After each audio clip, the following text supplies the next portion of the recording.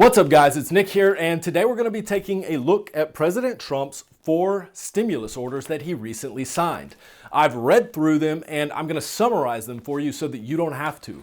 In this video, we're going to talk about what they include, what they leave out, and whether there's a catch. And there are catches, so stay tuned.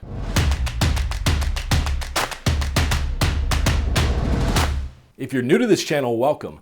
My name is Nick. I'm a lawyer, and on this channel, I post videos about the stimulus check, stimulus package, and other stimulus news. If you don't want to miss any of my updates on those topics, make sure to smash that subscribe button below and hit the bell notification icon. So before we take a look at the actual orders, I want to make a quick side note about the difference between an executive order and memo. Now, these two documents are used interchangeably by many presidents, and President Trump appears to be using them interchangeably here.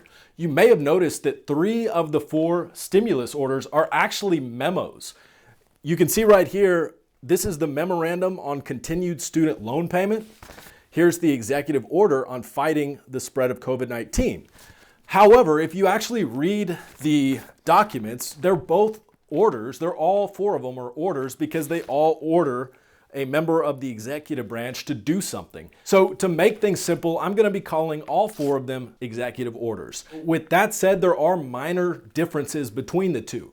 Whereas a memo does not have to be published in the Federal Register, an order must be published in the Federal Register. The other thing is an order must cite the legal authority, that's the specific statute or constitutional provision authorizing the president to issue the executive order. However, the president does not have to cite any legal authority to support the issuance of a memo.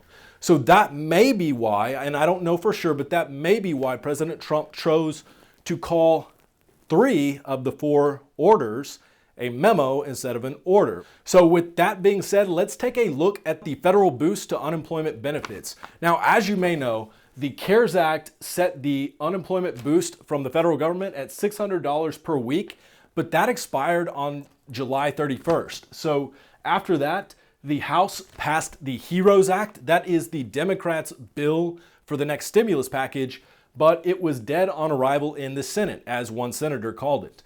That would have set the federal boost to continue at $600 per week. Then the Republicans introduced the HEALS Act. Under the HEALS Act, the federal boost would have been $200 a week, but that would have been dead on arrival in the House, which is controlled by the Democrats. So finally, President Trump stepped in, issued an executive order that splits the difference and gives $400 a week in federal boost to unemployment benefits. Now, according to President Trump's order, the federal boost of $400 a week will be retroactive dating back to August 1st. It will go until December 6th of this year or until the funds run out. There are $44 billion of FEMA funds that were allocated to this program. So that's where the money's coming from. But when that runs out, so does the federal stimulus boost, unless Congress passes another stimulus package. So what's the catch? Well, there are several catches with this executive order. First, the federal boost is actually $300 unless the state in which you live contributes an additional $100. Most states are saying we don't have the money to contribute an extra $100 to unemployment benefits, and therefore we're not going to do it. So if that's the case and you live in a state that is not contributing that extra $100, your federal boost is only going to be $300 a week. The second catch to this unemployment benefits boost order is that the funds are expected to run out by August 29th. So that's about 5 weeks of unemployment benefits before it runs out. Hopefully Congress will actually step in and pass the next stimulus package, extending the federal unemployment benefits boost, whatever the amount may be, before that money runs out. So keep an eye on that and stay tuned to this channel for updates. And then finally, the last catch to this order is that it's possibly subject to legal challenge. A lot of people are saying, well, President Trump doesn't actually have the legal authority to go and extend the unemployment benefits because that was passed by the legislator, that was passed by Congress, and the president can't just go and amend statute. That's something Congress must do. However, with that being said, it's highly unlikely that anybody is going to challenge President Trump's order extending the unemployment boost. It would be very politically unpopular. Now, before we move on to our next stimulus order, I want to take a moment to tell you about an opportunity that can put money in your pocket today. Webull is an investment app. It is running a promotion right now that if you sign up using the referral link in the description below and then deposit $100, you'll get 2 free stocks worth as much as $1,400. The account is free. It doesn't cost you anything to sign up or open.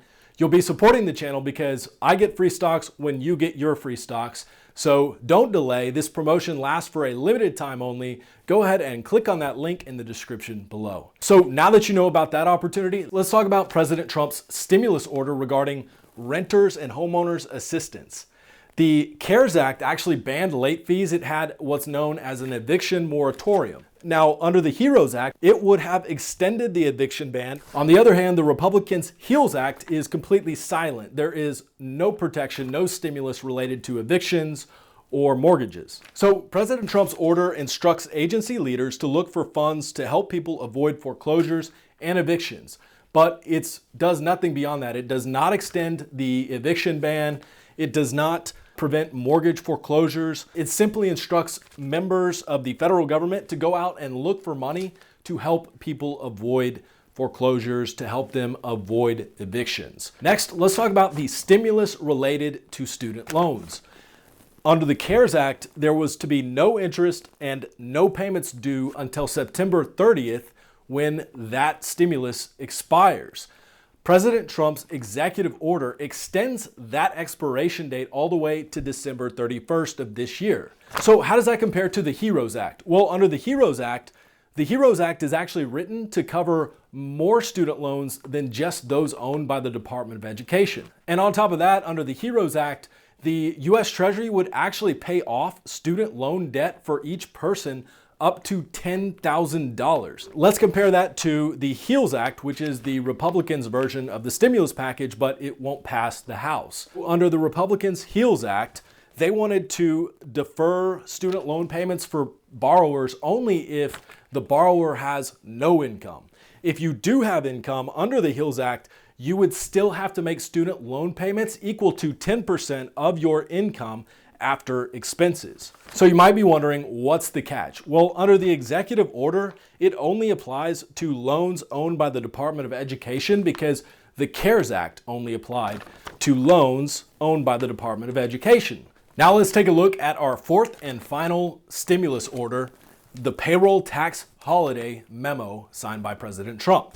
Under this executive memo, it suspends the collection of Social Security and Medicare payroll taxes for a certain period of time. So each paycheck, you normally get 7.65% taken out. 6.2% of that goes to Social Security. The other 1.5% of that goes to Medicare. Now, under this tax holiday, that will not come out of your paychecks. So for example, if you make $1,000 a week on your paycheck and normally about $75 of that comes out and goes to Social Security and Medicare, now for the holiday period, that would not come out. You'd get about an extra $75 per week on your paycheck. Now this tax holiday lasts from September 1st to December 31st, and it only applies to employees who make less than $4,000 every 2 weeks, bi-weekly. In other words, less than $104,000 per year. So what's the catch? Well, the catch on this one is you eventually have to pay the taxes back. This is not tax forgiveness. Only Congress can do that. So although you may be getting more money now, you'll eventually have to pay it back when this period expires. And for that reason, a lot of employers are saying that they will not comply with this memo. So that concludes my video about the stimulus orders that President Trump recently signed. If you like this video, go ahead and give it a like. It really helps with the YouTube algorithm so that other people get to see it. On top of that, if you don't want to miss any of my updates on the stimulus package or stimulus check, make sure to smash that subscribe button below and turn the bell notification icon on. And now it's your turn to share. Do you think Congress is letting us down with their negotiation over the next stimulus package? Are you frustrated with Congress? Do you think they're doing their job? Let me know in the comment section below. And as always, thank you for watching.